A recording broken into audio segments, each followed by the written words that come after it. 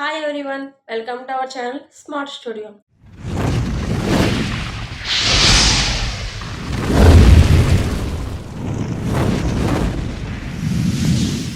Last క్లాస్లో మనం మెరిస్టెమైట్ tissue గురించి తెలుసుకున్నాం కదా.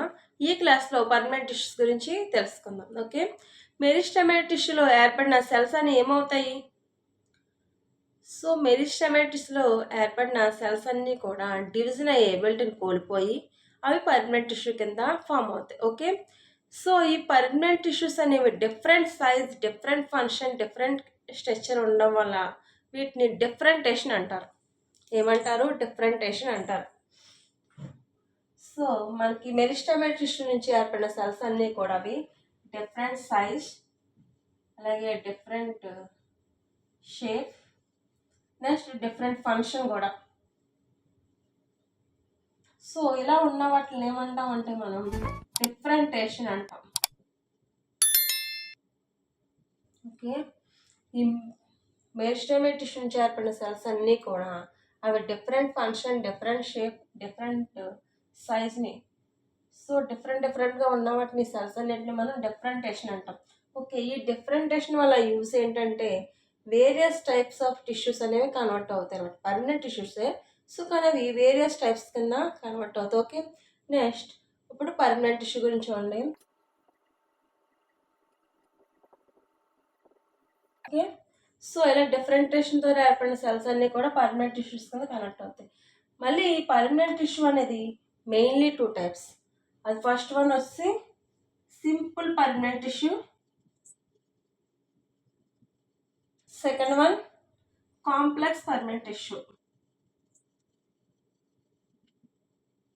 పర్మనెంట్ టిష్యూ అనేది mainly two types. First one simple permanent tissue and second one complex permanent tissue. Okay, so మళ్ళీ ఇందులో మనకి టైప్స్ ఉన్నాయి. సో అవేంటో ఇప్పుడు చూద్దాము.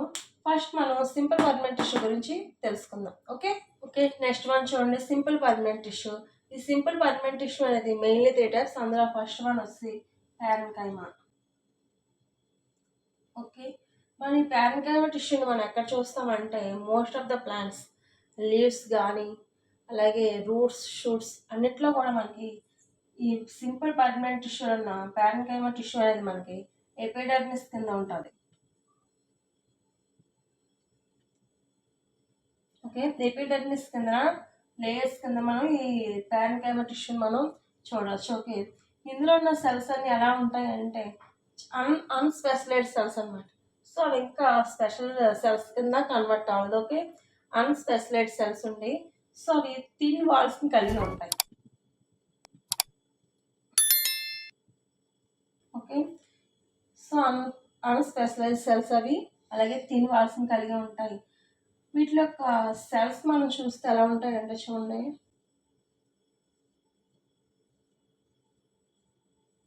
సో ఈ విధంగా స్ట్రెచెస్ అనేవి ఉంటాయి. సో ఈ సెల్స్ అన్నీ కూడా లూజ్లీగా అరేంజ్ అయ్యి ఉంటాయి. వీటి మధ్య చూస్తే మనం ఇంటర్సెల్యులర్ ప్లేసెస్ అనేవి కూడా మనం చూడవచ్చు. ఇంటర్సెల్యులర్ స్పేసెస్ అనమాట. వీటి మధ్య మనం ఇంటర్సెల్యులర్ స్పేసెస్ అనేవి కూడా ఉంటాయి. ఓకే, సో ఈ విధంగా ఉంటాయి. మెయిన్లీ మనకి ఎందుకు యూజ్ అవుతాయి అంటే ఫుడ్ని స్టోరేజ్ చేయడానికి ఈ ప్యారెన్కైమా టిష్యూ అనేది యూజ్ అవుతుంది. ఓకే ఓకే నెక్స్ట్ మనకి ఇదే ప్యారెన్కైమా టిష్యూ అనేది సో సమ్ సిచ్యువేషన్ ఏమవుతుందంటే క్లోరోఫిల్ని కలిగి ఉంటుంది. క్లోరోఫిల్ అంటే మనకి ఎందుకు యూజ్ అవుతుంది? ఫోటోసింథసిస్ ప్రాసెస్కి యూజ్ అవుద్ది కదా. సో సమ్ సిచ్యువేషన్లో సమ్ ప్లాంట్స్లో ఈ క్లోరోఫిల్ అనేది కలిగి ఉంటుంది. సో అందువల్ల అక్కడ ఏమవుతుందంటే ఫోటోసింథసిస్ ప్రాసెస్ జరుగుతుంది కదా. సో అలా ఫోటోసింథసిస్ ప్రాసెస్ జరిగి ఆ ప్లాంట్స్ని ఏమంటాం అంటే మనం కొలెన్కైమా అంటాం. ఏమంటాం? కొలెన్కైమా. కొలెన్కైమా అంటున్నాం. ఓకే, అలాగే అక్వాటిక్ ప్లాంట్స్ అంటే మనకి వాటర్లో ఉండే ప్లాంట్స్. ఓకే, ఆ అక్వాటిక్ ప్లాంట్స్లో కూడా ఈ ప్యారెన్కైమా అనేది ఉండడం వల్ల అవి వాటర్లో ఫ్లోట్ అవుతూ ఉండడానికి వీలుగా మనకి ఈ ప్యారెన్కైమా అనేది యూజ్ అవుతుంది. ఓకే, ఈ అక్వాటిక్ ప్లాంట్స్లోని మనకి ఎయిర్ క్యావిటీస్ అనేవి ఎక్కువగా ఉంటాయి. అంటే ఈ ఆక్వాటిక్ ప్లాంట్స్లో ఉన్న పారెన్కైమా టిష్యూలో ఎయిర్ క్యావిటీస్ అనేవి చాలా ఎక్కువ ఉంటాయి. సో ఎయిర్ క్యావిటీస్ అనేవి ఎక్కువగా ఉండడం వల్ల యూజ్ ఏంటంటే అవి ప్లాంట్స్ అనే వాటర్ మీద ఫ్లో అవుతూ ఉండడానికి యూజ్ అవుతాయి. ఓకే, ఏముంటాయి ఇందులో ఎయిర్ క్యావిటీస్ అనేవి చాలా ఎక్కువ ఉంటాయి. ఏముంటాయి అక్వాటిక్ ప్లాంట్స్లో ఎయిర్ క్యావిటీస్ అనేవి ఎక్కువగా ఉండి ఆ ప్లాంట్స్ అనేవి వాటర్ మీద ఫ్లో అవ్వడానికి వీలుగా ఉంటాయి. ఓకే, అలాంటి పారెన్కైమా మనం ఏమంటున్నాం అంటే ఎలెన్కైమా అంటున్నాం. ఏమంటున్నాం? ఎలెన్కైమా.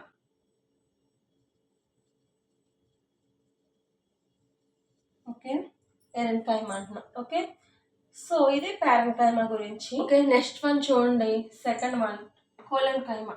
ఈ టిష్యూ అనేది ఎందుకు యూజ్ అవుతుందంటే ప్లాంట్స్ అనేవి ఫ్లెక్సిబిలిటీని కలిగి ఉండడానికి ఈ కోలెన్కైమా టిష్యూ అనేది యూజ్ అవుతుంది. Okay, most of the plants అంటే మనం వీటిని ఎక్కడ ఎక్కువ చూస్తామంటే క్లైంబర్స్, టెండర్స్ ప్లాంట్స్లో మనం ఈ కోలెన్కైమా టిష్యూని చూడొచ్చు.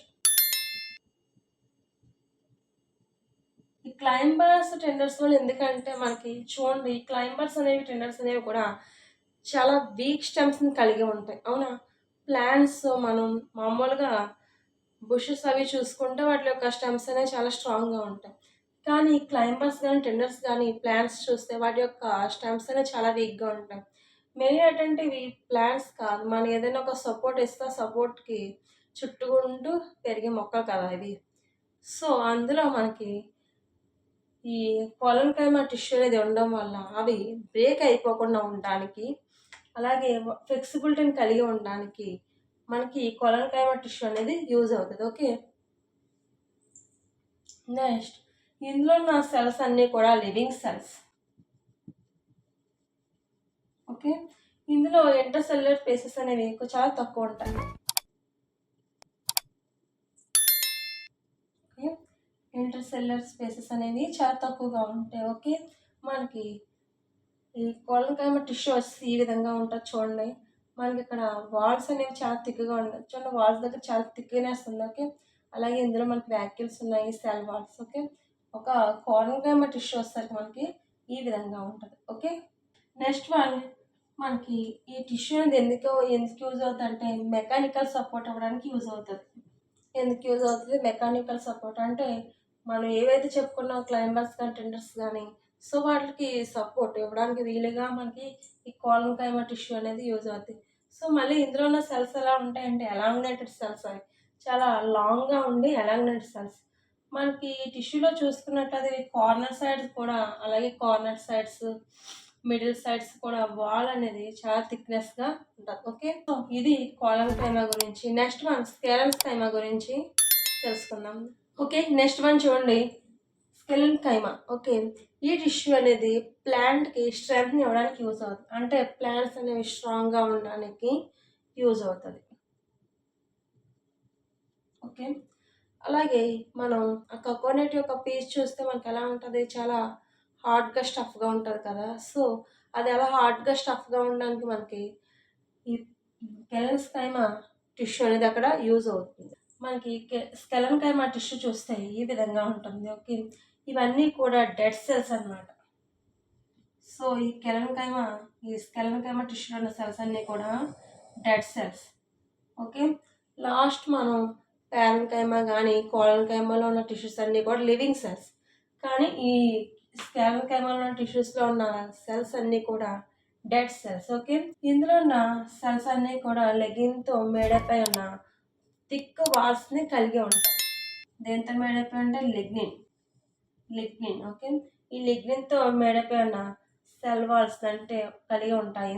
సో అవి ఎలా ఉంటాయంటే చాలా థిక్గా ఉంటాయి అన్నమాట. థిక్గా ఉన్న సెల్ వాల్స్ని కలిగి ఉండి, ఓకే, అవి ఎలా ఉంటాయి లాంగ్గా ఉంటాయి, నేరోలో ఉంటాయి. ఓకే, సో అందువల్ల ఈ టిష్యూ అనేది చాలా స్ట్రాంగ్గా ఉంటుంది. నెక్స్ట్ ఇందులో మనకి ఈ టిష్యూలో అబ్జర్వ్ చేస్తే ఇంటర్సెల్యులర్ స్పేసెస్ అనేవి లేవు, ఉండవు కూడా. ఇందులో ఇంటర్సెల్యులర్ స్పేసెస్ అనేవి ఉండవు. అలాగే ఈ టిష్యూ అనేది మనకి ఎందుకు యూజ్ అవుతుంది, ప్లాంట్స్ అనేవి స్ట్రాంగ్గా ఉండాలి, స్టెమ్స్ అవన్నీ కూడా స్ట్రాంగ్గా ఉండాలి. ఇంకా ఈ టిష్యూ మనం ఎక్కడెక్కడ చూడొచ్చు అంటే అరౌండ్ వెసికులర్ బండిల్స్. అంటే ఈ వెసికులర్ బండిల్స్ చుట్టూ కూడా మనం ఈ స్కెలెన్కైమా టిష్యూస్ని చూడవచ్చు. అలాగే లీవ్స్, అంటే లీవ్స్లో ఉన్న వెయిన్స్ ఉంటాయి చూసారా, సో వెయిన్స్ దగ్గర కూడా మనం ఈ టిష్యూస్ని చూడవచ్చు. అలాగే సీడ్స్, నట్స్, సీడ్స్ నట్స్ ఏవైతే ఉన్నాయో వాటి పైన మనకి ఒక కోటింగ్ ఉంటుంది కదా, ఓకే, స్ట్రాంగ్గా ఉంటుంది చూస్తారా, సో అక్కడ మనకి ఈ స్కెలెన్కైమా టిష్యూ అనేది యూజ్ అవుతుంది. సో అంటే అందువల్ల నట్స్ కానీ అలాగే సీడ్స్ కానీ ఏమవుతాయంటే కొన్ని చాలా గట్టిగా ఉంటాయి, అవునా. సో అక్కడ మనకి ఈ స్కెలెన్కైమా టిష్యూ ఉండి ఆ సీడ్స్ కానీ ప్లాంట్స్ కానీ ప్రొటెక్ట్ చేయడానికి యూజ్ అవుతుంది. ఓకే, దీంతో మనకి సింపుల్ పర్మనెంట్ టిష్యూ కంప్లీట్ అయింది. ఓకే, సో మనం సింపుల్ పర్మనెంట్ టిష్యూలో ఏ టిష్యూస్ గురించి నేర్చుకున్నాం? Parenchyma tissue, collenchyma tissue, next sclerenchyma tissue. Okay, దీంతో సింపుల్ పర్మనెంట్ టిష్యూ అనేది కంప్లీట్ అయింది. ఓకే, ఇప్పుడు మనం ఎపిడెర్మిస్ గురించి తెలుసుకుందాం. ఓకే, నెక్స్ట్ వన్ చూడండి, ఎపిడెర్మిస్. ఈ ఎపిడెర్మిస్ ఉండడం వల్ల ప్లాంట్స్లో ఉండే స్టెమ్స్ కానీ రూట్స్ కానీ వాటి యొక్క అవుటర్ సైడ్ లేయర్ అనేది డ్యామేజ్ అవ్వకుండా ఉంటుంది.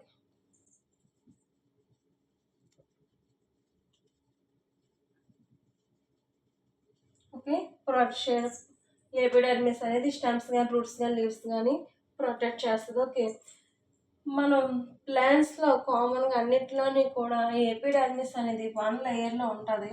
ఓకే, అలాగే సమ్ ప్లాంట్స్లోని ఈ ఎపిడెర్మిస్ అనేది ఒక 3 లెవెల్స్లో అలాగే 4 లెవెల్స్లో కూడా ఉండొచ్చు. అంటే అక్కడ ప్లాంట్స్లో ఉండే అట్మాస్ఫియర్ని బట్టి సో ఎపిడెర్మిస్ అనేది కూడా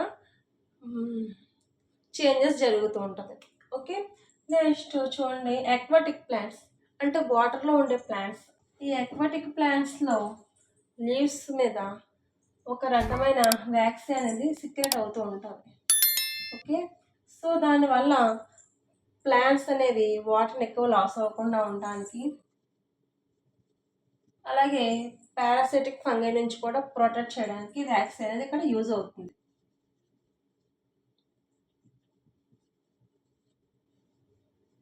ఓకే, పారాసిటిక్ ఫంగై నుంచి అలాగే వాటర్ ఎక్కువ లాస్ అవ్వకుండా ఉండడానికి అక్వాటిక్ ప్లాంట్స్లో వ్యాక్సిన్ అనేది యూజ్ అవుతుంది. ఓకే, అంటే ఒక మైనం లాగా చూసారా, మనం లోటస్ ఫ్లవర్స్ కానీ సమ్ ఫ్లవర్స్ వాటర్లో ఉండే చూస్తే కనుక వాటి యొక్క ఆకులను చూస్తే అవి ఎప్పుడూ కూడా వాటి పైన ఒక మైనం పూసినట్టు ఉంటాయి కదా, సో అదనమాట వ్యాక్సిన్. ఓకే, సో అది ఉండడం వల్ల అందులో వాటర్ ఎక్కువ లాస్ అవ్వకుండా ఉండడానికి, అలాగే అంటే వాటర్లో ఉండే పారాసిటిక్ ఫంగై ఏమైనా ఆర్గానిజమ్స్ ఉంటాయి కదా, సో వాటి నుంచి కూడా ఏమైనా డ్యామేజ్ అవ్వకుండా కూడా ప్రొటెక్ట్ అవుతుంది. ఓకే, మోస్ట్ ఆఫ్ ద ప్లాంట్స్లో ఇవన్నీ కూడా ఎలాగంటే ఎపిడెర్మిస్ అనేది ఉంటుంది.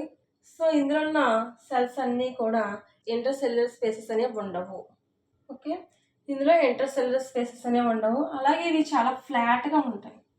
ఎలా ఉంటాయి? ఇవి చాలా ఫ్లాట్గా ఉంటాయి. అలాగే డిసర్ట్ ఏరియాస్ అంటే ఎడారిలో వెళ్ళి చూసుకున్నట్లయితే ప్లాంట్స్ ఉంటాయి కదా, సో ఆ డిసర్ట్ ఏరియాలో ఉండే ప్లాంట్స్లో వాటర్ అనేది తక్కువ ఉంటుంది. ఓకే, అంటే అక్కడ అట్మాస్ఫియర్ బట్టి వాటర్ అనేది చాలా తక్కువగా దొరుకుతుంది కదా, సో అక్కడ అన్ని ప్లాంట్స్ అనేవి ఉండలేవు. సమ్ ప్లాంట్స్ మాత్రమే అక్కడ వాతావరణం అట్మాస్ఫియర్లో ఉండే చేంజెస్ అనుకూలంగా మార్పులు చెందుతూ తట్టుకొని ఉంటాయి కదా, సో అక్కడ ఆ ప్లాంట్స్లో కూడా ఒక రకమైన వ్యాక్సిన్ అనేది సీక్రెట్ అవుతుంది ఆ ప్లాంట్స్లోని. సో దాన్ని మనం ఏమంటామంటే క్యూటీ అంటాం. ఏమంటాం? క్యూటీ అంటాం. ఓకే, ఈ క్యూటీ అనేది ఈ డిసర్ట్ ప్లేసెస్లో ఉండే ప్లాంట్స్లో ఎందుకు యూజ్ అవుతుంది అంటే వాటర్ అనేది బయటికి లాస్ అవ్వకుండా ఉండడానికి. ఓకే, వాటర్ లాస్ అనేది ఎక్కువ జరగకుండా ఉండడానికి ఆ క్యూటీ అనేది యూజ్ అవుతుంది. ఓకే ఓకే అలాగే మనం ఈ ఎపిడెర్మిస్ చూస్తే రూట్స్లోని స్టెమ్స్లోని ఒకేలా ఉంటుంది అంటే రూట్స్లోని స్టెమ్స్లోని ఒకేలా ఉండదు.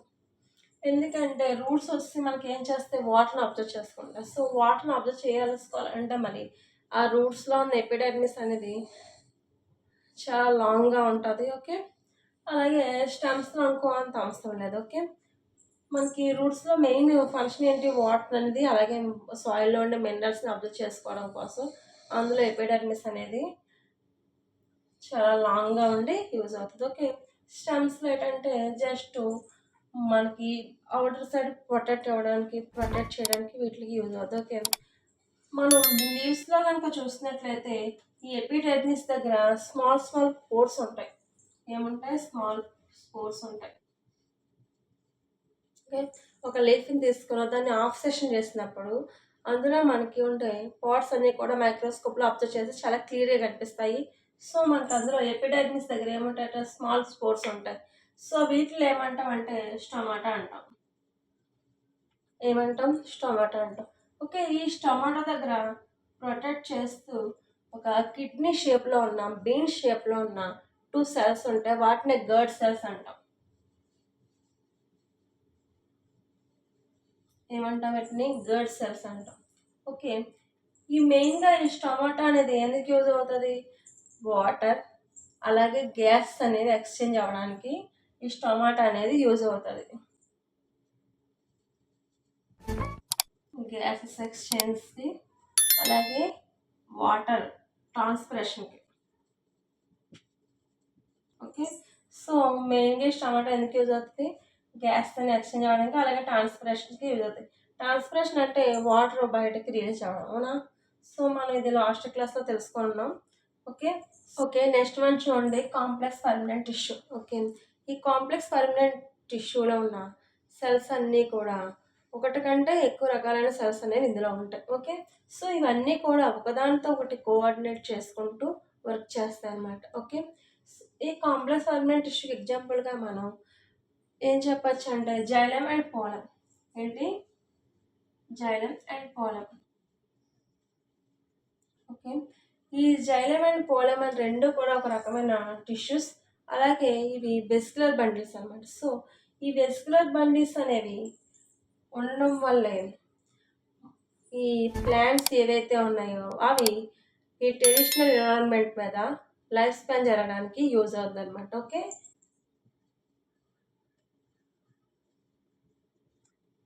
ఓకే. ఇప్పుడు జైలం గురించి తెలుసుకుందాం. సో మనకి జైలంలో కనుక ఏ చూస్తే జైలమ్స్లో ఏముంటాయంటే ట్రాకెట్స్ ఉంటాయి. ఓకే. ఏముంటాయి ఇందులోని? ట్రాకెట్స్. నెక్స్ట్ వెజల్స్, అలాగే xylem fibres and xylem parenchyma. Xylem parenchyma and xylem fibres. Okay. మనకి జైలంలో ట్రాకెట్స్ అండ్ వెజల్స్ చూస్తే ఈ ట్రాకెట్స్ వెజల్స్లో ఉన్న సెల్స్ ఏవైతే ఉన్నాయో వాటి యొక్క వాల్స్ అనేవి చాలా థిక్గా ఉంటాయి. ఓకే. థిక్ వాల్స్గా ఉంటాయి. ఓకే. అలాగే ఈ ట్రాకెట్స్ వెజల్స్లో ఉన్న చాలా వరకు సెల్స్ అనేవన్నీ కూడా మెచ్యూర్ అయిన తర్వాత అవి డెడ్ సెల్స్ కింద కన్వర్ట్ అయిపోతాయి. ఎలా కన్వర్ట్ అవుతాయి? డెడ్ సెల్స్ కింద కన్వర్ట్ అయిపోతాయి. ఓకే. ఈ జైలం ప్యాన్కైమ ఏదైతే ఉందో దీని యొక్క మెయిన్లీ ఫంక్షన్ ఏంటంటే ఫుడ్ అనేది స్టోర్ చేయడానికి యూజ్ అవుతుంది. ఓకే. మెయిన్లీ జైలం యొక్క ఫంక్షన్ ఏంటంటే వాటర్ అలాగే సాయిల్లో ఉన్న మినరల్స్ ఇవన్నిటినీ కూడా ట్రాన్స్పోర్ట్ చేయడం.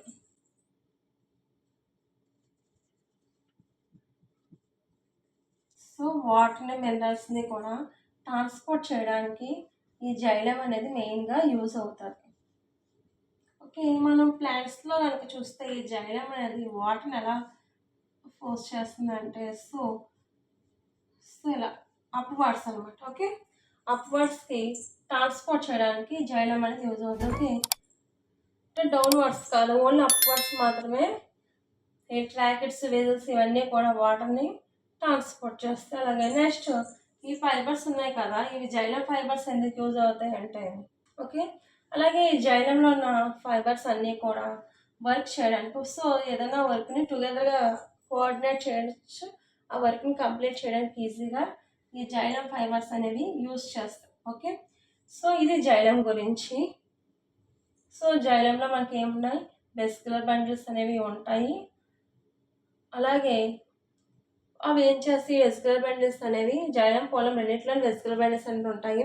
సో ఇవి ట్రెడిషనల్ ప్లాంట్స్ అనేవి ఎన్విరాన్మెంట్స్ సర్వైవల్ అవ్వడానికి యూజ్ అవుతాయి. ఓకే.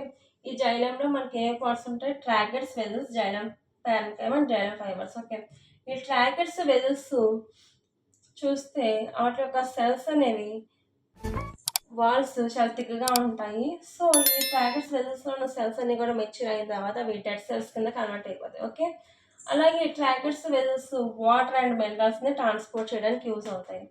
ఈ జైలం ప్యారెన్కైమ వస్తే మెయిన్లీ ఫుడ్ స్టోరేజ్ చేయడానికి యూజ్ అవుతుంది. ఈ జైలం ఫైబర్స్ అనేవి సో ఇవి చేసే వర్క్స్కి టుగెదర్ అంటే కోఆర్డినేట్ చేయడానికి యూజ్ అవుతుంది. ఓకే, సో జైలంలో ఉన్న ఈ ట్రాకెట్స్ కానీ వెజల్స్ కానీ చూస్తే ఈ విధంగా చూడండి. ట్రాకెట్స్ ఈ విధంగా ఉంటాయి, వెజల్స్ ఇవి. సో జైలంలో ఉన్న ప్యారెన్కైమ అన్నమాట. సో ఇవి జైలం గురించి కొన్ని డయాగ్రామ్స్. ఓకే, నెక్స్ట్ మనం ఫ్లోయం గురించి తెలుసుకుందాం. ఓకే ఓకే నెక్స్ట్ వన్ చూడండి, ఫ్లోయం. సో ఈ ఫ్లోయం అనేది మెయిన్లీ ఫైవ్ టైప్స్ ఆఫ్ సెల్స్తో మేడప్ అయి ఉంటుంది. సో అవి ఏంటంటే sieve tubes, next one sieve cells, next one phloem ప్యారెన్కైమ,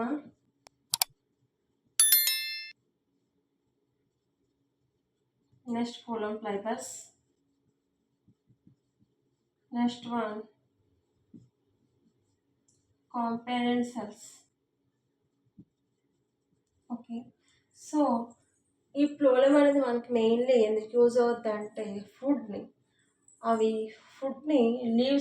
leaves వరకు అలాగే స్టెమ్లో ఉన్న అన్ని పార్ట్స్కి ట్రాన్స్పోర్ట్ చేయడానికి ఈ ఫ్లోయం అనేది యూజ్ అవుతుంది. ఓకే, అలాగే ఇక్కడ స్లీవీ ట్యూబ్స్, సివి సెల్స్ ఏవైతే ఉన్నాయో ఇవన్నీ కూడా ఫోర్స్ని కలిగి ఉంటాయి. సో ఈ ఫోర్స్ని కలిగి ఉండడం వల్ల ఫుడ్ అనేది అప్వర్డ్స్కి డౌన్వర్డ్స్కి కూడా ట్రాన్స్పోర్ట్ అవ్వడానికి యూజ్ అవుతుంది. ఓకే, సో ఇందులో చూస్తే ఈ ఫ్లోయం ఫైబర్స్ ఇవి తప్ప మిగిలినవన్నీ కూడా లివింగ్ సెల్స్. ఓకే, మనకి ఫ్లోయం అనేది మెయిన్లీ ఎందుకు యూజ్ అవుతుంది అంటే ఫుడ్ ట్రాన్స్పోర్ట్ చేయడానికి. ఇది ఫుడ్ అనేది అప్వర్డ్ డౌన్వర్డ్ కూడా ట్రాన్స్పోర్ట్ చేస్తుంది. ఓకే, అలాగే ఈ ఫ్లోయం అండ్ జైలం టిష్యూస్ వల్లే ప్లాంట్స్లో వాటర్ కానీ ఫుడ్ కానీ అన్నీ కూడా వన్ ప్లేస్ నుంచి వన్ ప్లేస్కి ట్రాన్స్పోర్ట్ అవుతూ ఉంటాయి. ఓకే, సో దీంతో మనకి టిష్యూస్ చాప్టర్ అనేది కంప్లీట్ అయింది.